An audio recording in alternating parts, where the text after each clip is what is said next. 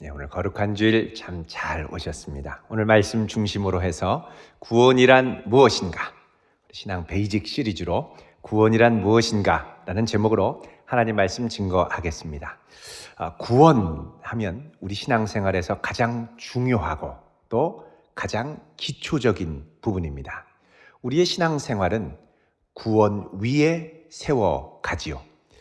그래서 믿음을 가진 성도들은 대부분 구원을 받았겠지, 또 구원에 대해서 잘 알고 있겠지라고 우리가 생각을 합니다만, 막상 구원에 대해서 물어보고 또 구원에 대한 생각들을 들어보면 그 생각들이 천차만별인 경우가 많이 있습니다. 전에 이제 한미준, 그래서 한국교회 미래를 준비하는 모임에서 한국갤럽조사연구소와 함께 교회에 출석하는 성도들에게 무작위로 신앙생활을 하는 이유를 물었습니다. 그러자 가장 많은 응답이 저는 구원과 영생을 얻기 위해서 신앙생활을 합니다 라고 대답을 했습니다. 그 가운데 그렇다면 당신은 구원의 확신을 갖고 있습니까? 라고 질문을 했더니 네, 확신이 있습니다 라고 대답하는 이들이 69.6%밖에 되지 않은 것으로 나왔습니다. 그러면 나머지 30%가 넘는 분들은 확신 없이 신앙생활을 하더라는 것이죠. 교회는 다니는데 내가 천국 갈 것인지 확신이 없고, 예수를 믿기는 믿는데 이러다가 구원받지 못할 것 같은 불안한 생각들이 드는 것입니다. 구원의 확신이 없는 성도가 많아지면 이것은 다른 말로 하면 그만큼 이단들의 공격에 취약하게 노출된 성도들이 많다는 이야기도 됩니다. 이단 단체와 또 사이비성이 있는 여러 단체들은 성경에 그럴듯한 구절들을 가지고 와서 성도들의 구원관을 흔듭니다. 그리고 이들의 이야기를 듣다 보면 성경대로 가다 보니까, 이들이 말하는 성경대로 가다 보니까 나 구원받지 못했나 하는 불안감이 찾아옵니다. 이게 심해지면요, 밤잠도 제대로 자지 못하고 두려움에 떨기까지 합니다.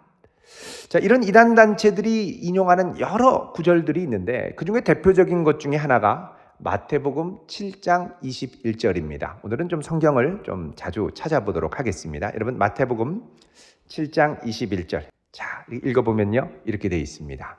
같이 읽습니다. 시작.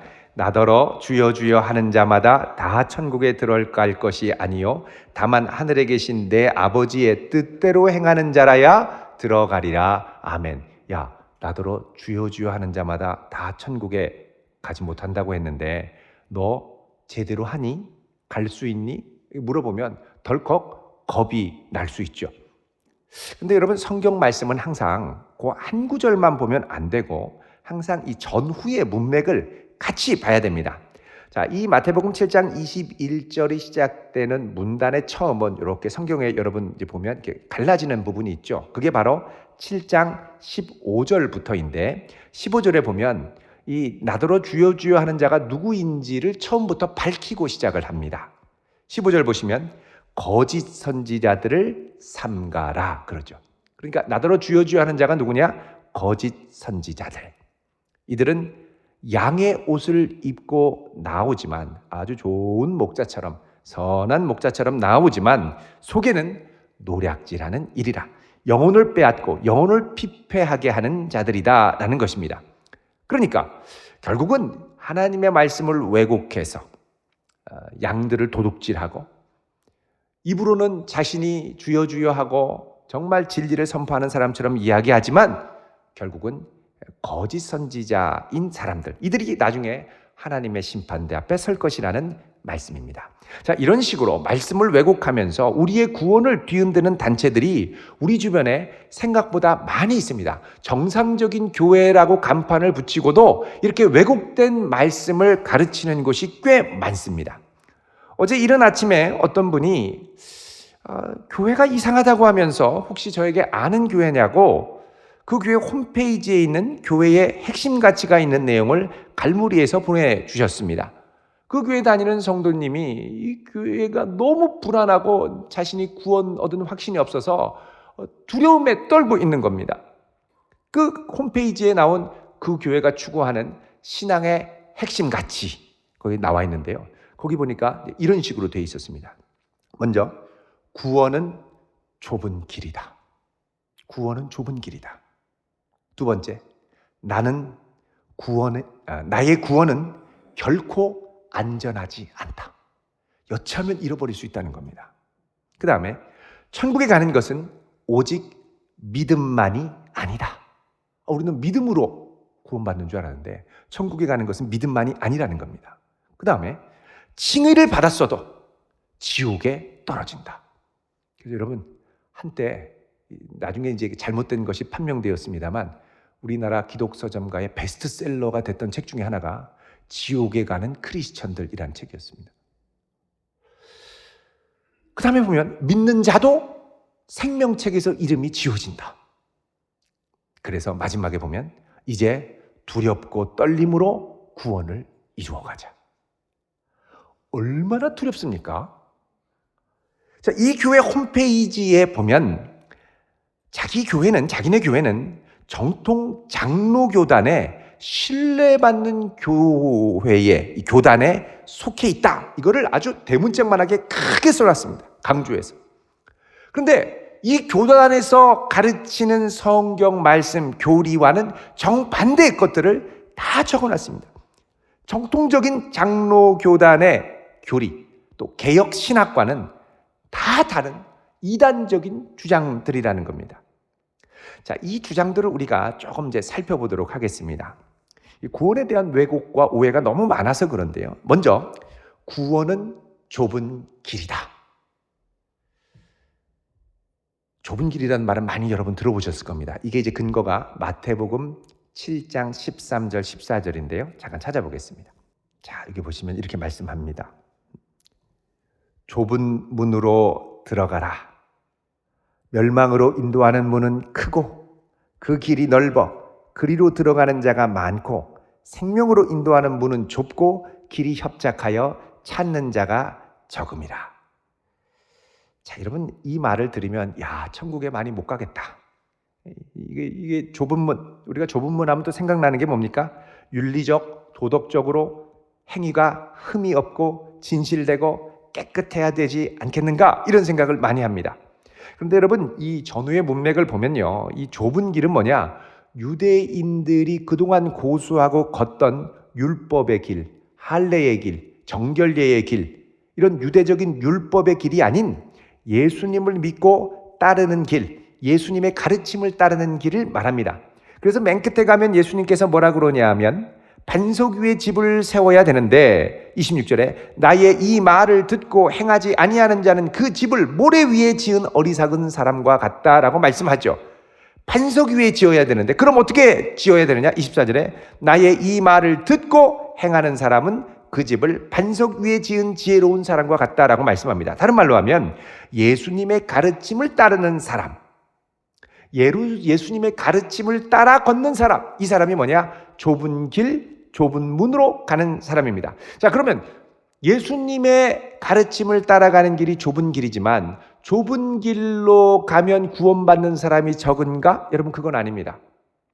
맛집이나 이런 데 좀 허름한 데 가면 길이 좁고 어스름한데 뭐 이런 데 사람이 올까 싶은데 딱 가고 나면 어머나 세상에 차들이 막 꽉 차 있는 경우가 있죠. 여러분, 8장 11절 보십시오. 구원 얻는 사람이 과연 적은지. 8장 11절 같이 읽습니다. 시작. 또 너희에게 이르노니 동서로부터 많은 사람이 이르러 아브라함과 이삭과 야곱과 함께 천국에 앉으려니와. 자, 동서로부터 어떤 사람들이요? 많은 사람들이 아브라함과 이삭과 야곱과 함께 천국에 앉는다. 여러분, 여기 동서로부터 오는 많은 사람들은 누구냐? 예수님을 믿고 따르는 이방인들을 말합니다. 이방인들. 그런데 그 다음 절에 보면 12절에 그 나라의 본 자손들은 바깥 어두운 데 쫓겨나 거기서 울며 이를 갈게 되리라. 본 자손들은 이스라엘 백성들. 이들은 율법이 유일한 구원의 길로 믿고 따르던 사람들입니다. 예수님의 가르침을 배격하던 사람들이죠. 이들은 천국에서 쫓겨날 것이라는 겁니다. 그러면서 13절에 예수님이 백부장에게 이르시죠. 백부장이 누굽니까? 로마의 관리입니다. 군인. 그러니까 이방인들에 대한 구원을 말씀하면서 이방인들이 동서로부터 많이 와서 구원을 얻을 것이다라고 말씀하지요. 여러분, 그러니까 이 좁은 길을 내가 열심히 어떤 일이 있어도 윤리적으로 바로 살고 내가 율법을 지키고 행동으로 입증해서 구원의 자격을 갖추어야 한다. 여러분, 이런 식으로 말하는 것은 왜곡된 가르침입니다. 그 좁은 길은 뭐냐? 다른 구원은 다른 길로 있는 게 아니라 오직 예수 그리스도를 믿음으로만 가능하고 그분의 말씀만을 듣고 따라갈 때 구원을 얻는다라는 것입니다. 이게 바로 좁은 길인 줄 믿으시기 바랍니다. 두 번째로, 아까 이제 그 홈페이지에 나온 내용을 여러분 말씀을 드리면, 천국 가는 것은 오직 믿음만이 아니다라고 얘기한다고 그랬죠. 여러분, 이거는 성경을 전면으로 부인하는 것입니다. 우리가 잘 아는 로마서 1장 17절을 여러분 잠깐 보시면요, 이렇게 말씀을 합니다. 복음에는 하나님의 의가 나타나서 믿음으로 믿음에 이르게 하나니 기록된 바 오직 의인은 믿음으로 말미암아 살리라 함과 같으니라. 의인은 무엇으로 산다고요? 믿음으로. 조금 뒤로 가서 로마서 3장 27절 28절 보시면, 그런즉 자랑할 데가 어디 있느냐? 있을 수 없느니라. 무슨 법으로냐? 행위로냐? 아니라. 행위가 아니라는 거예요. 오직 믿음의 법으로니라. 그러므로 사람이 의롭다 하심을 얻는 것은 율법의 행위에 있는 것이 아니고 무엇으로 됩니까? 믿음으로 되는 줄 우리가 인정하노라. 아멘. 여러분, 이단들, 사이비성이 있는 단체들의 특징이 있습니다. 그건 뭐냐면 기독교의 핵심, 이신칭의, 오직 믿음으로 말미암아 의롭다 함을 얻는다는 이거 외에 구원 얻으려면 플러스 알파가 필요하다라고 말합니다. 대부분의 이단들이 이렇게 얘기합니다. 계시록을 깨달은 또 다른 약속의 언약의 목자가 필요하다든지, 아니면 믿음을 입증할 수 있는 또 다른 율법적인 행위가 없으면 안 된다. 음식을 제대로 먹어야 된다. 날짜를 제대로 안식일을 지켜야 된다. 여러분, 부가적인 여러 가지 것들, 오직 믿음 말고 플러스 알파를 자꾸 그럴듯하게 덧붙이는 것이죠. 아니라는 겁니다. 거기에다가 칭의를 받아도 지옥에 떨어진다. 아까 여러분 제가 말씀드렸죠. 칭의를 받아도 지옥에 떨어진다. 이런 주장을 했습니다. 여러분, 칭의라는 게 무엇입니까? 칭의는 하나님이 나를 의롭다라고 선언해 주시는, 이거는 법적 선언입니다. 법적 선언. 법적으로 의롭다 그러면 심증으로 의롭지 않은 것 같아도 정죄할 수가 없는 겁니다. 그래서 하나님이 우리를 법적으로 의롭다, 칭의 선언해 주시면, 의롭다고 선언해 주시면 그 다음에 우리를 의롭지 않다라고 물어 돌릴 수 있는 자는 이 세상에 아무도 없습니다. 그래서 칭의를 받으면 그 다음에는 고발할 자, 정죄할 자가 없다는 것이죠. 자, 로마서 8장 33절을 가보십시오. 33절 보면, 누가 능히 하나님께서 택하신 자들을 고발하리요? 의롭다 하신 이는 누구라고요? 하나님. 30절에 누가 정죄하리요? 못한다는 겁니다. 왜? 하나님이 의롭다고 이미 선언하셨기 때문에. 39절 보시면, 높음이나 깊음이나 다른 어떤 피조물이라도 우리를 우리 주 그리스도 예수 안에 있는 하나님의 사랑에서 끊을 수 없느니라. 그런데 어떻게 생명책에서 지워집니까? 여러분, 하나님이 생명책에서 기록하셨으면 누가 지우겠습니까? 여러분, 이게 대부분의 이단성 있는 단체들의 전형적인 방식입니다. 자기네 단체에서 나가겠다 그러면 뭐라 그러냐면 생명책에서 지워버릴 거야, 이렇게 얘기합니다. 시급하지 않습니까? 어떤 분은 기도하면서 내가 하나님께 말하면 생명책에 올라가기도 하고, 내가 하나님께 말하면 생명책에서 지워지기도 한다, 이렇게 얘기를 합니다. 어떤 분은 자기네 단체에 있는 교적부가 생명책이라고 하죠. 나가면 확 지워버리면 영이 죽고 아예 구원에서 멀어지고 떨어져 나간다, 이렇게 얘기해요. 그러니까 생명책에서 지워진다는 말에 막 시겁해서 못 나가서 벌벌 떠는 경우가 많습니다. 그래서 이게 겁박하는 방편 중에 하나가 생명책에서 지워버린다는 거예요. 여러분, 생명책에서 지운다는 건 말도 안 되는 얘기입니다. 모세도 주여 나를 생명책에서 지워주옵소서, 그만큼 안타까운 마음으로 백성들의 구원을 위해 기도했죠. 하나님이 그래 지울게. 지우셨습니까? 아니죠. 생명책에서 지워버린다? 말도 안 되는 얘기입니다. 더구나 하나님이 의롭다고 법정적으로 선언까지 하셨는데 그거를 누가 과연 지울 수 있겠습니까? 이게 하나하나의 주장이 참 이제 들으면 잘 모르고 들으면 시급한 건데 성경적으로 들어가면 맞지 않는 다 하나하나 이상한 주장들입니다. 게다가 맨 끝에 가면 그래서 우리의 구원은 안전한 것이 아니기 때문에 뭐라 그러냐면 그러므로 두렵고 떨림으로 구원을 이루어 가자 이렇게 얘기를 하죠. 여러분 두렵고 떨림으로 구원을 이루자 이게 어디서 나왔냐면 빌립보서 2장 12절에 나와 있는데 이 구절은 많은 이단단체들 또 유튜브에서 여러분이 이렇게 구독자 수를 늘리기 위해서 구원을 흔들면서 자극하면서 쓰는 그런 구절 중에 하나입니다. 이거는 여러분이 정말 잘 이해하고 계셔야 됩니다. 자, 빌립보서 2장 12절을 잠깐 보겠습니다. 자, 여기 보시면 분명히 말씀하긴 합니다. 이게 뭐냐면 그러므로 나의 사랑하는 자들아 너희가 나 있을 때뿐 아니라 더욱 지금 나 없을 때에도 항상 복종하여 두렵고 떨림으로 너희 구원을 이루라 이렇게 되어 있습니다. 이루라. 여러분 이 이루라라는 말이 헬라어로 카테그라조마이라고 하는데 카테그라조마이 카테는 따라서 그라조마이 하면은 열심히 일하는 걸 말합니다. 영어 성경에는 work out 아니면 produce 아니면 create 구원을 만들어내라 구원을 성취해내라 구원을 창조해가라 이런 식으로 나와 있죠. 그러면 야 이거 구원을 우리가 새롭게 이루어가야 되는가 이런 생각을 할 수 있습니다. 그런데 성경 전체를 보면 구원을 이루어가라라는 말은 여기 딱 한 번 나옵니다. 대부분은 구원에 대해서 얘기할 때 어떻게 나오냐면 구원을 얻었다. 구원을 받았다. 하나님의 입장에서는 구원을 베푸신다. 이렇게 나옵니다. 구원을 베푸신다. 우리 입장에서는 구원을 받았다. 구원을 얻었다. 이렇게 나오는 거죠. 자, 그러면 왜 여기서만 구원을 이루라라고 말했냐는 겁니다. 여러분, 그래서 여기 나와 있는 구원이라는 의미는 이 기존에 우리가 알고 있던 믿음으로 말미암아 얻는 구원과는 다른 성격의 구원이라는 것을 염두에 두어야 됩니다. 왜 그러냐면 여러분 빌립보서에는 구원을 우리가 일반적으로 생각하는 죄 가운데 구원 말고 다른 의미로 사용하는 구원의 용례들이 여러 번 등장을 합니다. 대표적인 것이 1장 19절 여러분 보시면요. 이렇게 말씀합니다.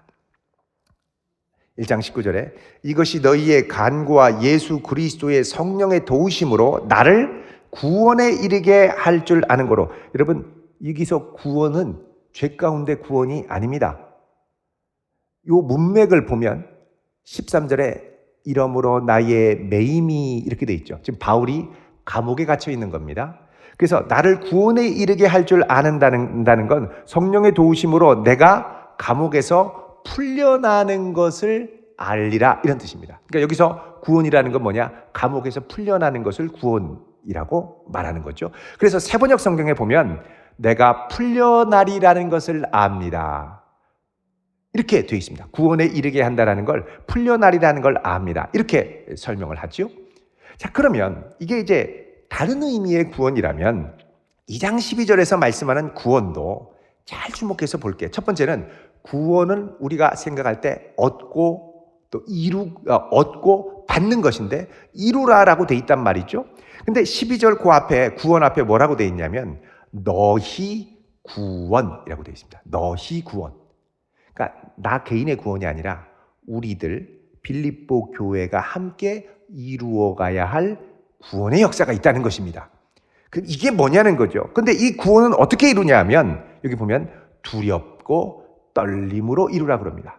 우리가 생각할 때 두렵고 떨림 그러면 야, 이 두렵고 떨림은 여차 잘못하면 까딱 잘못하면 혈기 한번 부리면 구원을 잃어버릴 수 있을지 몰라 하는 두려움에 사로잡힌 구원, 두렵고 떨림, 구원을 잃을 것 같은 공포, 이게 두렵고 떨림이라고 생각할 수 있다라는 것입니다. 그런데 성경에서는 두렵고 떨림을 절대 지옥에 떨어질 공포로서의 두렵고 떨림으로 거의 얘기하지 않습니다. 두렵고 떨림은 언제 얘기하냐면 하나님의 어미하시고 거룩하시고 사랑과 자비가 충만하신 그 임재 앞에 우리가 설 때 두렵고 떨림으로 서는 겁니다. 여호와를 경외함으로. 그래서 이 두렵고 떨림에는 항상 어떤 감정이 같이 들어가냐 하면 기쁨과 감격과 즐거움이 함께 들어갑니다. 여러분 우리 성경 꼭 한번 표시를 해놔 보십시오. 시편 2편 11절을 잠깐 보겠습니다. 시편 2편 11절. 아주 중요한 구절입니다. 읽어보겠습니다. 시작. 여호와를 경외함으로 섬기고 떨며 즐거워할지어다. 아멘. 자, 여기 보면 여호와를 경외함으로라는 것은 fearing입니다. 여호와를 두려워함으로 섬기고 떨며 즐거워할지어다 라고 그러죠. 그러니까 여러분 하나님의 이 어미하신 임재 앞에 두렵고 떨림이 있지만 그분이 나의 왕이시고 구원자시고 주인이시라는 이 감격과 함께 즐거워한다는 겁니다. 그래서 두렵고 떨림은 구원을 잃을 것에 대한 두렵고 떨림이 아니라 여호와의 어미하시고 자비로우신 웅장한 임재 앞에 두려움과 동시에 기쁨과 즐거움이 함께하는 감정이라는 것입니다. 만약에 이 구원이 여차하면 잃어버릴 것 같은 두렵고 공포스러운 것이라면 여러분 13절 말씀을 우리가 다시 주목할 필요가 있습니다. 2장 13절 보시면 빌립보서 두렵고 떨림으로 너희 구원을 이루라고 하면서 13절에 뭐라고 그럽니까? 너희 안에서 행하시는 분은 누구예요? 하나님. 구원을 이루어 가시는 분이 하나님이라는 겁니다. 자기의 기쁘신 뜻을 위하여 너희에게 소원을 주고 행하게 하신다고 말씀하죠. 이건 구원의 확실한 부분을 말씀하는 겁니다. 거기에다가 여러분 1장 빌립보서 1장 6절을 보시면 뭐라고 말씀하냐면 너희 안에서 착한 일을 시작하신 이가 하나님이죠. 그리스도 예수의 날까지 이루실 줄을 우리는 확신하노라. 분명한 구원의 확신이 있죠. 근데 여기 그럼 왜 여기 두렵고 떨림으로 이루라라고 하느냐라는 것입니다. 여러분 그래서 여기서 이 구원의 의미를 앞에 있는 감옥에 풀려나는 것과 같이 앞뒤의 문맥으로 이해를 할 필요가 있는데 여기 너희 구원은 공동체의 하나됨을 가리킵니다. 교회가 분열돼서 막 싸우는 게 아니라 서로 겸손한 마음으로 하나 되는 것. 이게 공동체적 차원의 구원이라는 겁니다. 왜? 교회가 서로 싸우고 분열되면요. 구원받은 자들이 더해지지 않습니다. 하나 되고 서로 사랑할 때 주님이 거기 계신 것을 알고 구원받는 자들이 더해지게 되죠. 그래서 2장 전체의 문맥은 빌립보 교회의 하나됨에 대한 말씀입니다. 2장 2절 보시면요. 마음을 같이 하여 같은 사랑을 가지고 뜻을 합하여 한 마음을 품고 하나 되라는 거죠. 아무 일에든지 다툼이나 허영으로 하지 말고 오직 겸손한 마음으로 각각 자기보다 남을 낮게 여기고 각각 자기 일을 돌볼 뿐더러 각각 다른 사람들의 일을 돌보아 나의 기쁨을 충만하게 하라. 한 마음을 갖고 하나가 되라는 거예요. 같은 마음. 그러면서 5절에 너희들 이 마음을 품어라. 예수님의 마음, 이 마음만 있으면 하나 될 수 있다는 겁니다. 어떤 마음입니까? 근본 하나님의 본체시지만 동등됨을 취할 것으로 여기지 않고 자기를 비워 종의 형체를 갖고 이 땅에 오셔서 죽기까지 복종하며 자기를 내어주신 그 사랑, 그렇게 복종하고 겸손하게 내어주셨더니 하나님이 그 예수님을 지극히 높여주셔서 하늘에 있는 자, 땅에 있는 자, 땅 아래 있는 모든 자들이 예수 이름에 무릎 꿇게 하시고 그를 주라 고백하게 하셨다는 겁니다. 예수님을 주라 고백한다는 건 예수님을 하나님이라 고백한다는 겁니다. 그러니까 예수님이 하나님이셔서 그 하나님을 우리 안에 모시고 사는 우리 교회들은, 왜냐하면 교회는 예수님의 몸된 지체들이니까요, 두렵고 떨림으로 주님을 모시고 있으니까 겸손하게 하나가 돼서 우리가 공동체의 하나됨을 이루어가라 라고 하시는 말씀입니다. 그래서 14절에 보면 모든 일을 원망과 시비가 없이 하라고 그러죠. 왜 이러느냐? 교회 안에 갈등 때문에 그렇습니다. 4장 2절에 보면 유오디아와 순두개가 나오는데 이 두 파로 나눠서 빌립보 교회가 막 갈라질 지경이었거든요. 갈라지면 그냥 갈라지는 것으로 끝나는 게 아니라 그 틈을 타고 2절에 개들, 행악하는 자들, 이단들이 들어와서 교회를 난리를 치고 어지럽힌다는 겁니다. 그래서 그러지 않도록 너희들이 하나됨을 이루어라. 여러분, 그래서 빌립보서 2장 12절은 두렵고 떨림으로 구원을 이루라는 건 너희를 까딱하면 구원에서 이탈될 거야가 아니라 겸손한 마음으로 예수님이 우리 가운데 계시니 내가 잘났다 네가 잘났다 막 서로 싸우는 게 아니라 겸손하고 주님이 여기 계시니 두렵고 떨리고 즐거운 마음으로 하나 되기에 힘쓰라 라는 말씀임을 여러분 이해하고 바로 믿으시기를 축복드립니다. 왜 그러면 이단들이 이렇게 구원을 불안하고 불확실한 것으로 주장을 할까요? 그것은 이렇게 두려움을 심어야 자극적이게 되고 사람들이 이런 자극적인 말씀은 다른 데서 못 들어 그러면서 이 이단 단체에 꼼짝 못하게 묶이기 때문에 그렇습니다. 사실 이런 주장들은 여러 가지 이렇게 우리를 혼란케 하는 주장들은 하나님이 우리에게 베푸시는 구원이라는 게 뭔지 제대로 몰라서 이런 주장을 하는 겁니다. 여러분, 성경에서 말씀하는 구원은 이런 게 아닙니다. 우리 힘으로 뭘 좀 해가지고 이루는 그런 성격이 아닙니다.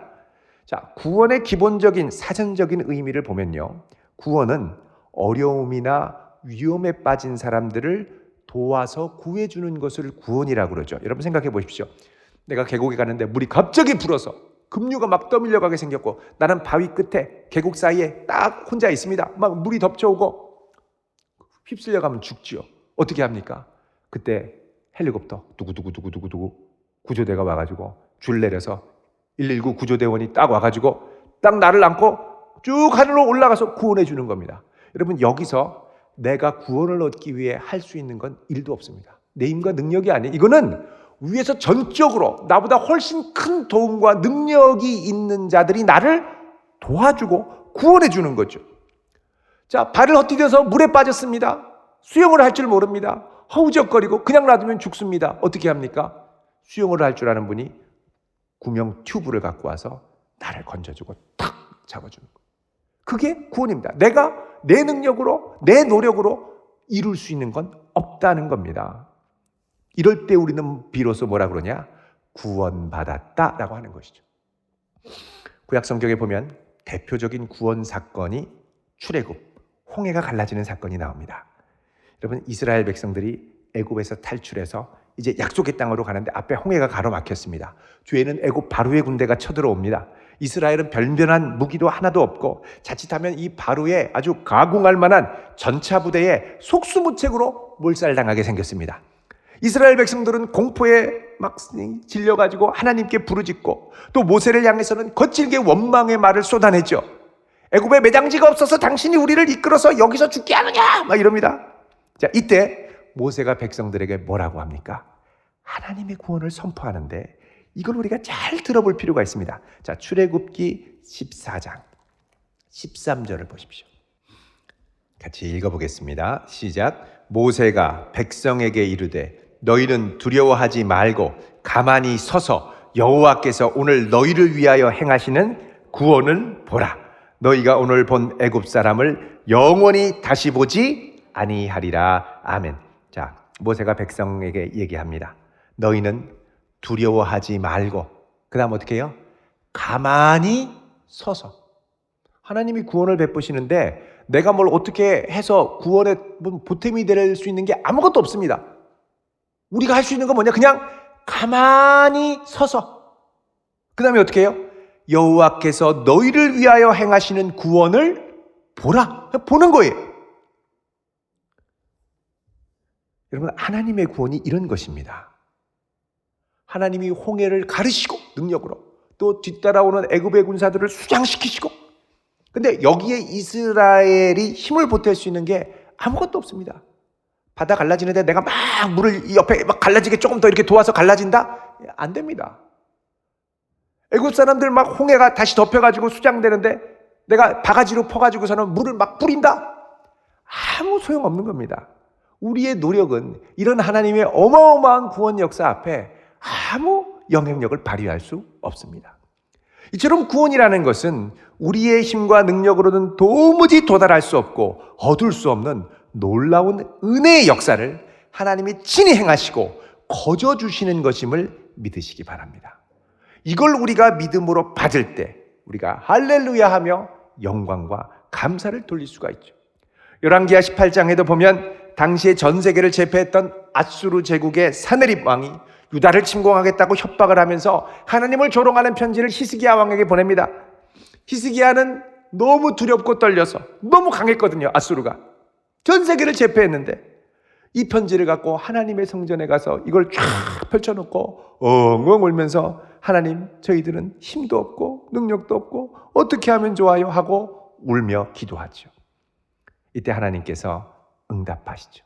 내가 나의 종 다윗을 위하여 이 성을 보호하여 구원하리라. 하나님이 구원하신다는 겁니다. 그리고 그 밤에 하나님께서 한 천사를 아수르 18만 5천 명의 군사가 진을 치고 있는 진영으로 보내십니다. 천사 하나가 한밤중에 18만 5천을 다 몰살시키죠. 다음날 아침에 가보니 모두 다 송장으로 변해 있었습니다. 이스라엘의 승리를 위해 이스라엘이 뭔가 노력하고 애쓴 건 아무것도 없습니다. 오직 하나, 주여 나를 불쌍히 여기소서. 이 기도에 하나님이 100% 구원을 베풀어 주셨습니다. 여러분, 하나님의 구원이 어떤 것인지 이제 이해가 가십니까? 이 놀라운 구원의 역사를 위해 우리가 할 수 있는 것은 아무것도 없습니다. 그저 믿음으로 하나님의 행하실 걸 기대하며 보기만 하면 되는 것이죠. 그러니까 구원이라는 말 자체가 우리가 아무것도 할 수 없는 무력한 상황을 전제하는 것입니다. 개인의 힘으로 어쩔 수 없는 제국의 압제, 폭력, 질병, 환난, 재난, 이 모든 것으로부터 우리를 구원할 수 있는 건 하나님의 능력뿐인 줄 믿으시기 바랍니다. 특별히 이것은 인류의 또 개개인의 영원한 운명을 좌우하는 죄 문제에 있어서도 마찬가지입니다. 모든 인류가 치명적인 죽음과 심판에 이르게 됐습니다. 바로 하나님을 떠난 죄 때문입니다. 모든 사람이 하나님의 영광에 이르지 못하였고 의인은 없나니 하나도 없게 되었습니다. 결국 이런 상태로는 하나님의 심판 앞에 설 수 있는 자가 없습니다. 문제는 이 죄의 문제를 그 누구도 해결할 수 없다는 것입니다. 모두 죄인이기 때문에 자기 스스로의 힘으로 자신을 불의로부터 정결하게 구원할 수 없습니다.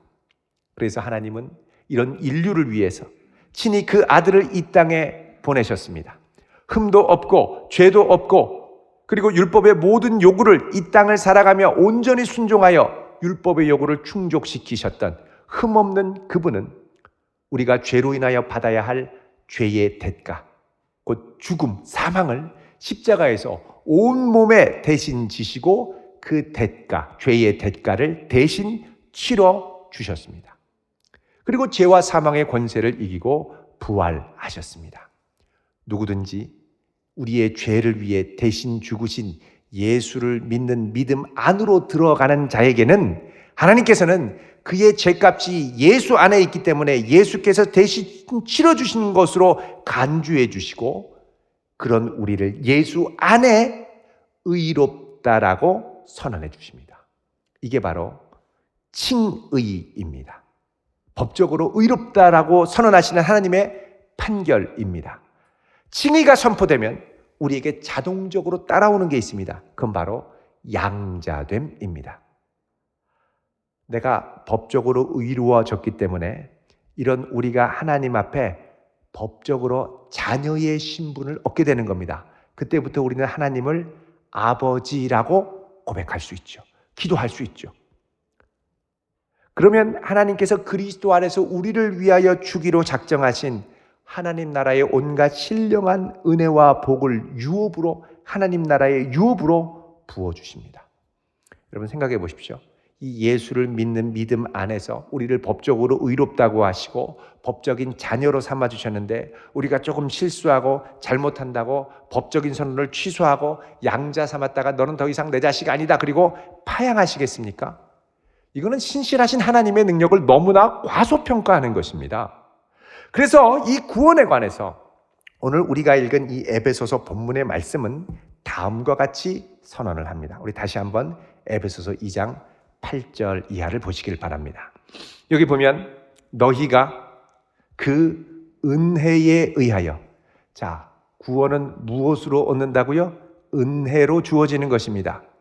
은혜로 주어질 때 무엇을 통해 받느냐? 믿음을 통해 받죠. 그래서 너희는 그 은혜에 의하여 믿음으로 말미암아 구원을 받았으니. 자, 여기 구원을 이루었으니가 아닙니다. 구원을 받았습니다입니다.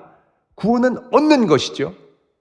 성경에서 이 구원에 대해서 검색을 하면 구원을 하고 뒤에 따라오는 동사를 보면 99%가 구원을 얻는다, 구원을 받는다입니다. 또 하나님 입장에서 구원을 베푸신다. 아까 살펴보았던 이 빌립보서 2장 12절만 이루라 라고 되어 있죠. 여러분, 이 구원은 이루기 위해 애쓰기 위해 이 빌립보서 2장 12절 같은 경우는 그런 부분이 있다라고 말하는 건 내가 내 죄로부터 나를 구원한다는 게 아니라 예수님이 우리를 구원해 주신 그 은혜로 공동체의 하나됨을 이루어 가도록 애쓰라라고 하는 차원의 구원받은 자로서 교회를 이루는 차원의 도전을 말씀하시는 것이죠. 여러분, 그래서 여기서 우리가 오직 믿음으로 그 은혜의 선물을 받는다고 해서 그 유명한 이신칭의 오직 믿음으로 말미암아 구원을 얻는 하나님의 구원의 역사, 종교개혁의 위대한 전통이 나온 것입니다. 여러분, 이어지는 말씀을 보면 이 구원은요, 이것은 너희에게서 난 것이 아니요 라고 하죠. 이 구원을 위해 우리의 힘과 능력과 애씀으로 일도 더할 수 없는 것입니다. 이것은 오직 하나님의 선물이라고 그럽니다. 오직 하나님의 선물. 여러분, 선물이 무엇입니까? 내가 애쓰고 노력해서 얻는 것이 선물이 아닙니다. 선물은 그저 주는 겁니다. 누가 선물 주면 어우 감사해요. 나를 사랑하시고 나를 아끼시고 해서 너무 감사해요. 이게 받는 게 당연하죠. 선물 주는데 아우 나는 자격도 없는데 내가 뭐 애쓴 것도 없는데 당신이 선물 주는데 내가 애써서 돈 100원 보태준 것도 없는데 어떻게 받냐. 이렇게 얘기 안 하죠. 선물은 기쁘게 받는 겁니다. 그 선물이 너무 귀한 것이면 정말 받기에 너무 황송한 것이면 가슴 벅차고 눈물로 받으면 됩니다. 너무 큰 은혜를 받으면 됩니다. 이게 믿음이죠. 그래서 우리에게 거저 주시는 은혜의 선물, 구원을 믿음으로, 아멘으로, 감사함으로 받으면 되는 것입니다. 왜 그럼 하나님이 이것을 믿음으로, 은혜로, 선물로 주십니까? 끝부분에 보면 이는 누구든지 뭐하지 못하도록, 자랑하지 못하도록 하기 위해서. 내가 성경을 3,000독을 했더니 구원이 보인다. 너희들 구원 아직 아리까리하지? 지금 몇 독 했니? 1독도 못 했는데요. 3,000독 하고 와라. 그러면 구원이 뭐가 되냐? 공로가 되는 겁니다. 내가 한 40일 금식하며 회개했더니 이제 내 안에 심령이 아주 유리바다와 같이 깨끗해져서 태어날 때부터 지금까지 어릴 때 내가 하다못해 엄마 찌찌를 칵 깨물었던 것까지 모두 다 생각나서 남김없이 다 회개를 했더니 이제 구원의 확신이 생긴다. 그럼 여러분, 우리 참 시급할 겁니다. 생각나지 않는 게 얼마나 많습니까? 하고도 죄인지도 모르고 지나가는 게 얼마나 많습니까? 오직 예수를 믿는 믿음 안에서 하나님이 우리를 긍휼히 여겨주시고 의롭다 하시지 않으면 우리는 우리의 힘으로 절대 구원을 얻을 수 없습니다. 누구도 그 앞에 자랑할 수 없다는 거예요. 자, 그러면 우리가 생각할 때 그러면 행위는 뭐냐는 겁니다. 행위. 이 행위는 구원받은 자가 살아가야 될 방향을 제대로 알면서 나타나는 겁니다.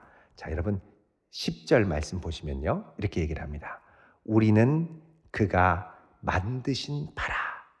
그리스도 예수 안에서 선한 일을 위하여 지으심을 받은 자니 이 일은 하나님이 전에 예비하사 우리로 그 가운데서 행하게 하려 하심이니라. 그렇죠. 여기 우리는 그가 만드신 바라라는 말이 NIV 성경에 보면 workmanship이라고 되어 있습니다. workmanship. 세번역에 보면 작품. 우리는 그의 작품이라. masterpiece 이렇게 되죠. 한 사람 한 사람이 하나님의 작품으로. 여러분, 작품은 유일무이한 겁니다.